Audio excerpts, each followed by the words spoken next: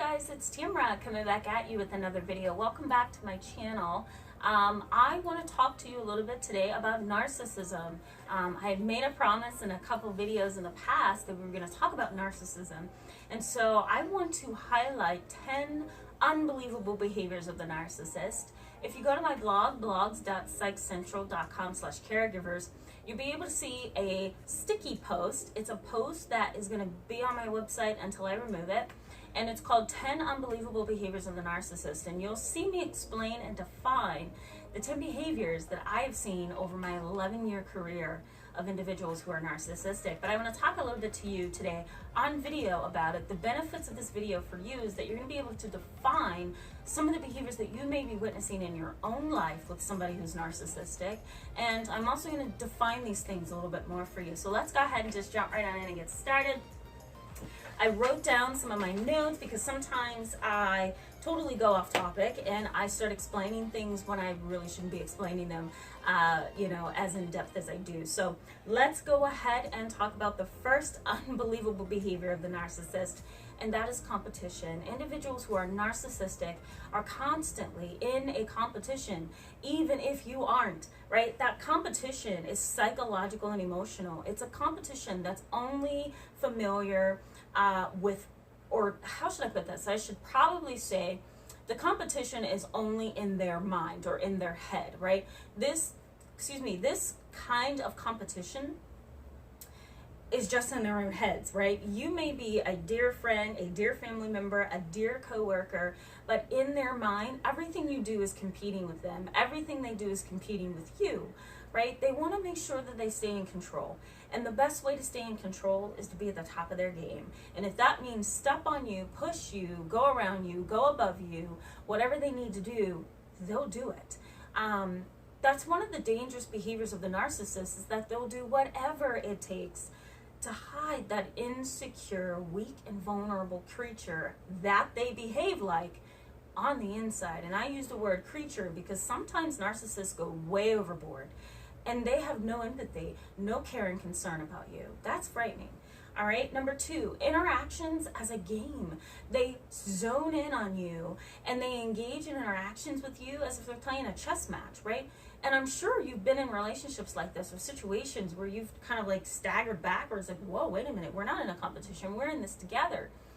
But the narcissist sees it as a competition. The narcissist sees it as a game. Your interactions are going to always be strained with someone who's narcissistic because they're constantly thinking of ways to have authority and to get attention and be the center of attention. Okay, the third one is passive-aggressive behavior. Individuals who are narcissistic are very passive-aggressive, right? They might slam doors or make backhanded comments or give you backhanded compliments, right? They might say things about you in a joking fashion but really mean it. You know, they're very sarcastic sometimes and very rude and dismissive, right? Something's going on under the surface with them and they don't let on to that, right? They have this shallow veneer and this shallow view of life, and they have this shallow facade that says, I'm happy, I'm wonderful, we're all good, kumbaya, let's hold hands, right?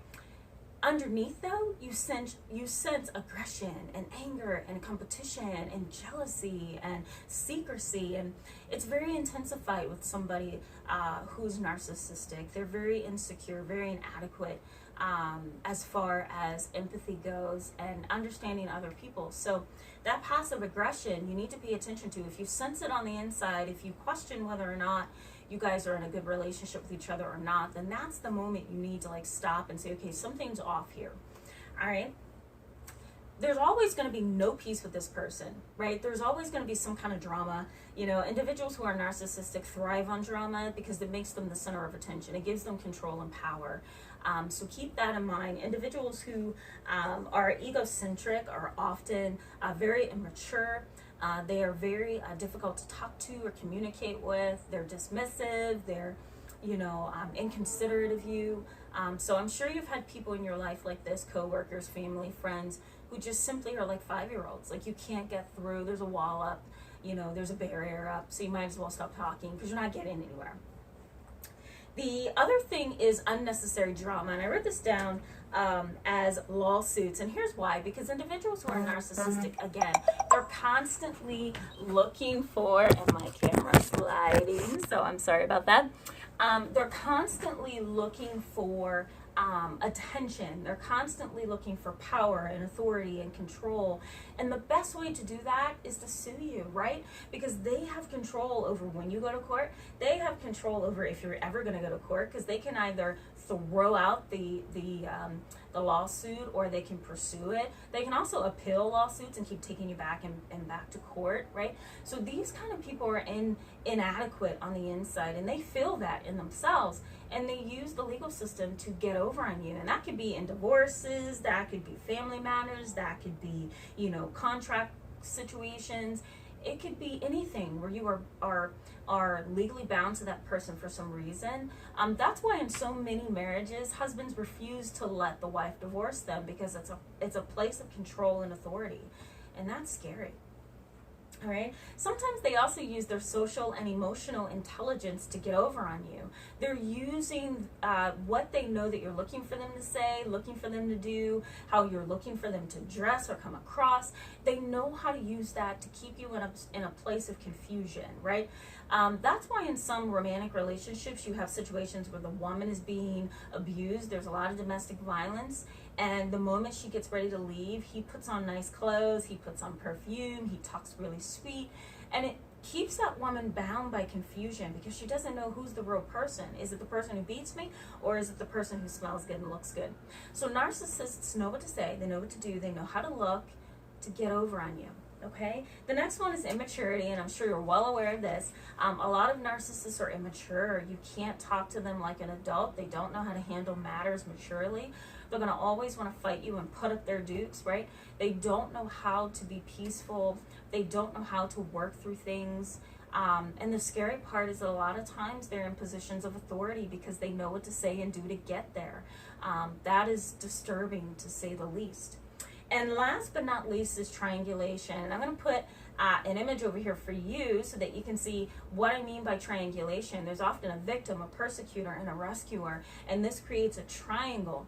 And let's say you're the victim, for example, in a situation, and the persecutor, who is the narcissistic person, begins pointing fingers at you, who's the victim, right? And then somehow the rescuer is going to jump into that situation between you and that persecutor and try to rescue and fix things, and all it does is give that narcissistic person some rope to work with, and that is not good. So I'm actually going to link a video up top here so that you can see what I mean about triangulation. I'm also going to put in the description box an article that I wrote about triangulation in the past.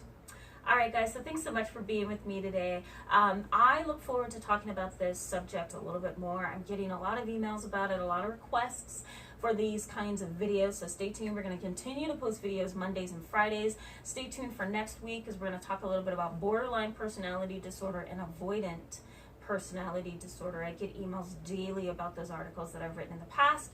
I encourage you to connect with me on my website, anchoredinKnowledge.com, including my Twitter page at TherapistT. All of this information is going to be at the end of this video.